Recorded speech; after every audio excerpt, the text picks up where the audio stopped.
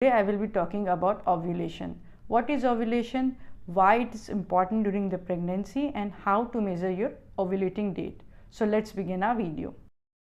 Ovulation is a process in which every month body prepares for pregnancy and ovary glands releases an ovum in the fallopian tube. This egg when goes to the fallopian tube and crosses with the male sperm and forms an embryo and get embedded in the uterus.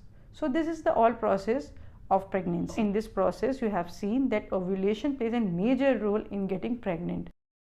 You need to have 4 months data of your period, that is the first day of your period should be noted down every month for consistently 4 months. This needed to be done in order to have an average period cycle. For example, if your first period began at 1st Jan and the second period began at 28th Jan, then your period cycle is of 28 days. If your period began at 1st Jan, 31st Jan, then your period length is 31 days. After that you have to minus 14 days. 14 days are the Lucterian days, these are consistent days. So minus 14 days from that days and then plus minus 2. So if you have 28 days cycle, then you minus 14, then you have 14 day cycle, then plus minus 2. That means plus 2 16 minus 2 12. That means 12 to 16 February is your expecting ovulation date for your next month. Next example, if you have 31 days cycle minus 14, then you have 17 days. So plus minus 2 will give you 19 and minus 2 will give you 15. To 15 to 19 Feb is your expected ovulation date.